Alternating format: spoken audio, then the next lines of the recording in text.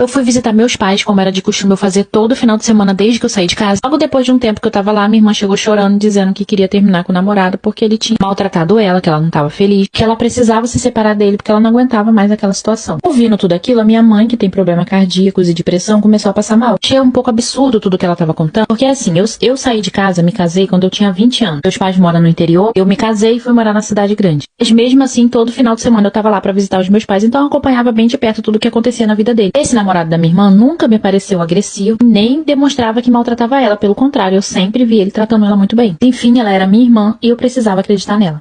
A minha mãe precisou ser hospitalizada naquele dia, porque minha irmã tinha arranhões, alguns hematomas pelo corpo. A minha mãe acabou ficando muito nervosa com tudo aquilo. Pra que a minha mãe se acalmasse, eu disse a ela que ela não precisava se preocupar. Eu iria levar a minha irmã pra minha casa, que eu cuidaria dela como se ela fosse minha filha. A minha diferença de idade pra minha irmã era de 13 anos. Na época eu tinha 32, ela tinha 19. E a minha irmã ainda estudava. Então eu disse pra que minha mãe não precisava se preocupar, que eu iria levar ela pra escola, eu iria cuidar dos estudos dela e que minha mãe também não precisaria se preocupar com questão financeira, porque eu tinha aberto um negócio próprio com meu marido e iria colocar minha irmã pra trabalhar junto com a gente. E assim eu fiz. Fiquei com a minha mãe até ela sair do hospital. Quando ela saiu do hospital eu fui pra casa, levei minha irmã. Ela começou a trabalhar com a gente, estava indo pra escola. Pouco tempo depois eu comecei a perceber que minha irmã estava diferente. Às vezes aconteciam umas coisas com ela que ninguém conseguia explicar. Ela já acordava de manhã correndo pro banheiro. Começou a ficar sem apetite, já não comia mais em casa. E depois começou a engordar e foi aparecendo uma barriguinha. Foi aí que eu falei pra ela: que barriga é essa? Porque pra mim tá cheirando a gravidez. Fomos ao ginecologista e, é claro, tava grávida. Eu perguntei pra ela o que significava aquela gravidez. E a resposta dela pra mim foi que ela saiu com o menino lá da escola, que eles ficaram apenas uma única vez e que o menino agora não quer mais saber dela. Então ela pediu e implorou que eu não contasse nada pra ele, porque ela não queria que ele soubesse da gravidez. Ela começou a chorar e disse que o menino também tinha humilhado ela. Eu, por pena dela e por ser a irmã mais velha e achar que eu sempre tinha que estar ali pra proteger minha irmã, falei pra ela que ela não se preocupasse, que eu ia ajudar ela e que eu ia cuidar daquela criança e ia criar como se fosse meu. E que ela não se preocupasse, que eu daria de tudo pra aquela criança. Fomos pra casa e a criança já estava sendo mimada desde a barriga. No dia do parto, nós optamos por parto normal. E como a gente não podia escolher nem dia nem horário, quando a criança resolveu nascer, eu estava no trabalho. Então eu disse a minha irmã para que ela fosse pro hospital. E logo assim que eu saísse do hospital, eu ia pra lá. O marido também estava trabalhando nesse dia, então ela teve que ir pro hospital sozinha. Terminei meu trabalho e saí correndo muito pro hospital. Quando eu cheguei no hospital, eu fui informada de que minha irmã